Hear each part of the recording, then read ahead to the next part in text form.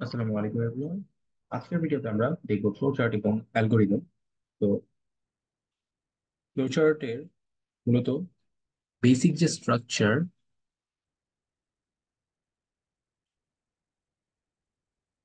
এটা আছে হচ্ছে চারটা টাইপের। একটাকে আমরা বলতে পারি হচ্ছে সিম্পল স্ট্রাকচার,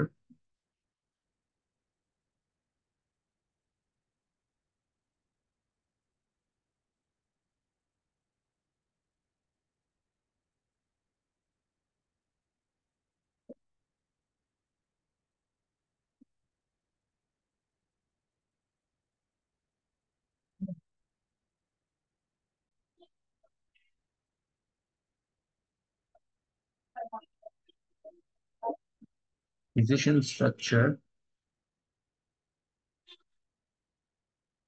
3 নাম্বার হচ্ছে লুপ, আর 4 নাম্বার হচ্ছে সেকশন। মানে সেকশন বলতে বোঝাচ্ছে একটার ভিতরে অনেকগুলো লজিক থাকে। আর ফার্স্ট একটা হচ্ছে সিম্পল, 2 নাম্বারটা হচ্ছে ডিসিশন, যেখানে আমাদের হ্যাঁ বা না বোধক একটা অ্যান্সার আসে।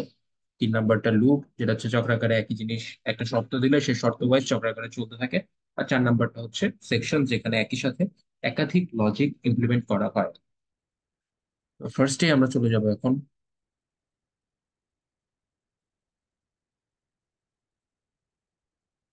আমাদের বেসিক স্ট্রাকচারের কিছু ম্যাথ আমরা করবো, তারপরে এবার ফ্লো চার্ট করবো, সরি। তো এখানে ফার্স্টে আমাদের একটা এক্সারসাইজ হচ্ছে, বাট এখানে হচ্ছে বৃত্তের ক্ষেত্রফল নির্ণয়ের জন্য অ্যালগোরিদম এবং flow chart.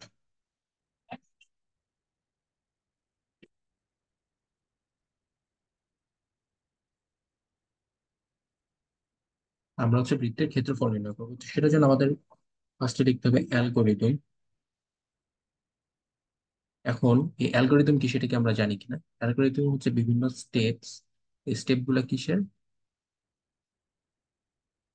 To solve any problem, একটা সমস্যার সমাধানের জন্য আমরা যে নির্দিষ্ট ধাপগুলা অতিক্রম করবো বা একটা ধাপ যেগুলো আমরা মেনটেন করবো, সেটাকে মূলত আমরা বলতেছি অ্যালগোরিদম।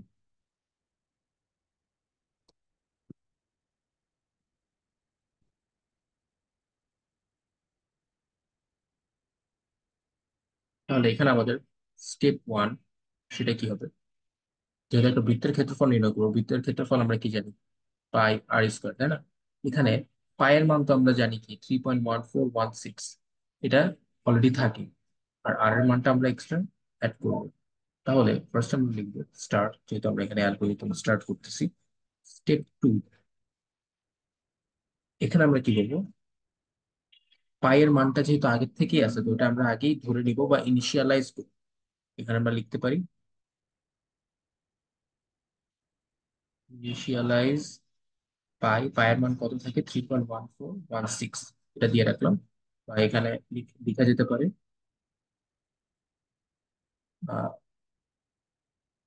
কনস্ট্যান্ট। হ্যাঁ, দিয়ে রাখলাম, ফার্স্টে দিয়ে রাখছি কনস্ট্যান্ট একটা পাই আছে যেটার মান হচ্ছে 3.1416। ওকে, এটা চলে গেল। তারপর আমাদের স্টেপ 3 কি হবে? এবার আমাকে কি ইনপুট দিতে হবে? আর এর মান ইনপুট দিতে হবে। তাহলে আমরা লিখবো 3 নাম্বার স্টেপ, স্টেপ 3 হচ্ছে ইনপুট আর আর ইনপুট নিলাম। এরপরে কি করতে হবে? আর স্কোয়ার বাই করতে হবে, রাইট? তাহলে স্টেপ 4 হচ্ছে আমাদের যে প্রসেসিং বা ক্যালকুলেশনটা। এখানে হবে কি, এরিয়া ইকুয়াল পায়ের সাথে গুণ হবে, গুণ চিহ্ন আমরা কোডিং এর ক্ষেত্রে কিভাবে দিই? স্টার দিয়ে। দেন আর, আবার স্টার দিয়ে আর, এই দুই আর গুণ হলো আর স্কোয়ার, তার সাথে মাল্টিপ্লাই হচ্ছে পাই। ওকে, এবার হচ্ছে স্টেপ 5। এবার আমরা কি করব? আউটপুট এরিয়া প্রকাশ করব আউটপুট হিসেবে। দেন স্টেপ 6 হবে এন্ড, প্রোগ্রাম আমাদের শেষ। ওকে, তো এইটা গেল হচ্ছে আমাদের অ্যালগোরিদম, একটুখানি অ্যালগোরিদম লিখলেই হবে। এরপর আমাদের ফ্লো চার্ট আমরা এখন যাবো। ফ্লো চার্ট, পুরো ফ্লো চার্টের ক্ষেত্রে বলে নেই, যখন আমরা স্টার্ট বা এন্ড করব, স্টার্ট বা এন্ড হয় এভাবে, এরকম একটা ওভাল শেপ দিতে হয়। এটা হচ্ছে স্টার্ট অথবা এন্ড। আর যখন আমরা ইনপুট বা আউটপুট দিব, তখন আমরা এরকম একটু বাঁকা করে, এখানে ঠিক মতো রাখতে পারলাম না, but এই যে একটু বাঁকা করে এভাবে লিখবো, সামান্তরিক। এটা হচ্ছে হবে আমাদের ইনপুট বা আউটপুটের ক্ষেত্রে সেম জিনিস। আর যখন কোনো রকম ক্যালকুলেশন বা প্রসেসিং আমি দিব তখন আমি এরকম একটা আয়তক্ষেত্র দিব। ওকে, আপাতত আমাদের এইটুকু জানতে হবে। আর হচ্ছে দেখা গেল যে আমি যখন শর্ত দিব তখন এটা ইউজ করব শর্ত ক্ষেত্রে। আর যখন একাধিক পার্ট থাকবে, দেখা গেল এখানে আমি একটা কিছু পাইছি, এই জায়গায় একটা কিছু পাইছি, দুইটাকে আমি একসাথে জোড়া লাগাইতে চাই, যুক্ত করার জন্য একটা এরকম গোল ইউজ করা হয়, সার্কেল দিয়ে দেখা গেল এভাবে আমি এন দিয়ে দিলাম, যেটা আমরা পরবর্তীতে জানবো, এখন জাস্ট বলার জন্য বলে রাখলাম। তো শুরু করি আমাদের অ্যালগোরিদমটা।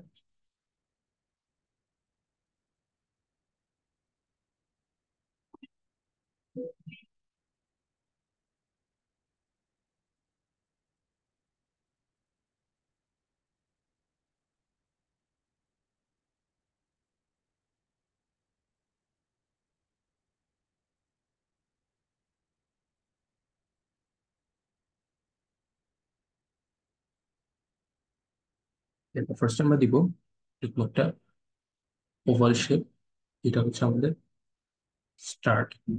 এরপর আমরা কি করতেছি, যেহেতু একটা ধ্রুবক ধরে নিচ্ছি, তাহলে আগে এরকম একটা আয়তাকার ঘর নিয়ে লিখবো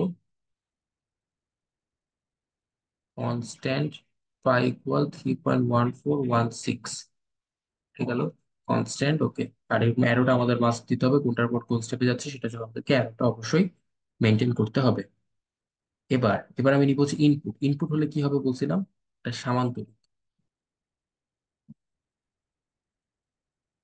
এখানে আমি নিচ্ছি ইনপুট আর, এরপরে আমার হচ্ছে একটা প্রসেসিং হবে, প্রসেসিং এর জন্য আয়তক্ষেত্র,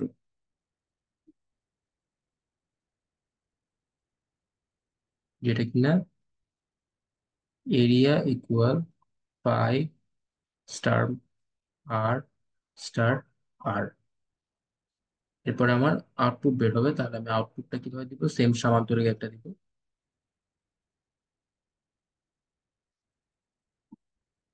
আউটপুট হচ্ছে আমার এরিয়া। এরপরে শেষ করার জন্য আবার ওভাল একটা শেপ দিব, এন। এই হবে আমাদের ফ্লো চার্ট।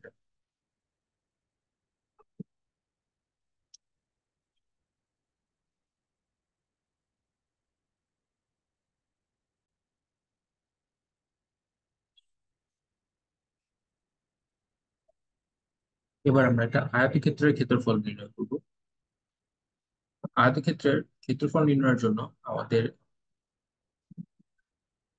অ্যালগোরিদমটা হবে, ফার্স্টে আমরা প্রোগ্রাম শুরু করব। তাহলে আমরা ফার্স্টে লিখবো স্টেপ 1 স্টার্ট। স্টেপ 2 হবে ইনপুট নিতে হবে। আমরা ইনপুট কি নিব, একটা আয়তক্ষেত্রের ক্ষেত্রফল হয় লেন্থ ইনটু উইডথ। তাহলে আমরা নিব ইনপুট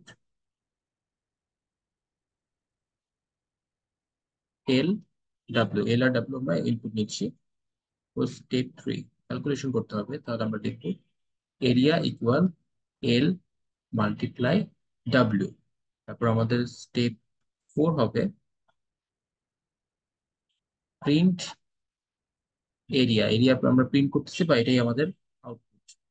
তারপর আমাদের স্টেপ 5 হবে এন্ড। ওকে, তাহলে এখানে যদি আমরা আবার সেম ভাবে ফ্লো চার্টটা করি, ফার্স্ট হচ্ছে আমাদের স্টার্ট, এরপর আমরা হচ্ছে ইনপুট নিব,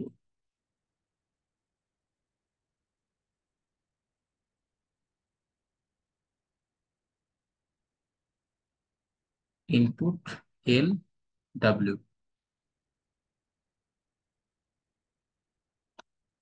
যেহেতু প্রসেসিং, তাহলে আমরা আয়তাকার একটা ঘর নিব, তারপর লিখবো এরিয়া ইকুয়াল এল মাল্টিপ্লাই ডাব্লিউ। এবার আমাদের আউটপুট বের করতে হবে, তাহলে এখানে আমরা লিখবো আউটপুট এরিয়া বা প্রিন্ট এরিয়া। তারপরে আমাদের প্রোগ্রামটা শেষ।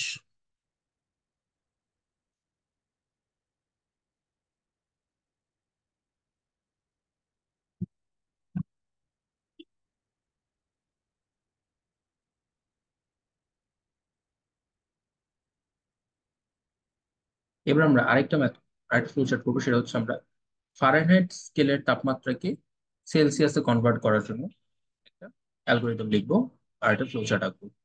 তাহলে এক্ষেত্রে আমাদের অ্যালগোরিদমটা হবে step 1 start program, then step 2 input. আচ্ছা, এখন আমাদেরকে জানতে হবে, এটা কিন্তু আমাদের 9-10 এর ফিজিক্সের চ্যাপ্টার 5 বা 6 এর মধ্যে একটা আর কি এরকম ছিল ফর্মুলা টেম্পারেচার কনভার্টেড। তাহলে সি ইকুয়াল আমরা কি জানি, সেলসিয়াসের মানটা হবে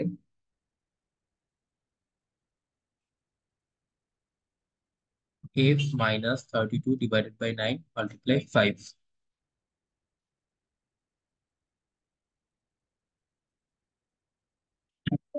ওকে, তাহলে হচ্ছে এটা হচ্ছে আমাদের ফর্মুলাটা। যদি আমি ফারেনহাইটের কোনো টেম্পারেচারকে সেলসিয়াসে কনভার্ট করতে চাই, তাহলে আমাদের এখানে ইনপুট হবে এফ, কারণ আমি জাস্ট এফ এর মানটাই নিব, এফ এর মানটাই আমি পরিস্থিতিতে কনভার্ট করব। তাহলে আমরা নিব ইনপুট এফ। তারপর স্টেপ 3 হচ্ছে ক্যালকুলেশন পার্ট। তাহলে এখানে আমি ফর্মুলাটা দিয়ে দিব, সি ইকুয়াল এভাবে দিতে হবে 5 × F - 32 ডিভাইডেড, সেটা ব্র্যাকেটে দিই, তখন ডিভাইডেড বাই 9। তাহলে এখানে কি হলো, 5 × F - 32, পুরোটা ডিভাইডেড বাই 9, এটা আমাদের ফর্মুলা হয়ে গেল। এরপরে স্টেপ 4 প্রিন্ট সি, তারপরে হচ্ছে স্টেপ 5 এন্ড প্রোগ্রাম। তাহলে এটা আমাদের ফ্লো চার্টটা হবে, ফার্স্টে দিব স্টার্ট, খুবই ইজি। এরপরে হচ্ছে ইনপুট নিব, ইনপুট নিলে কোনো একটা সামান্তরিক দিতে হবে।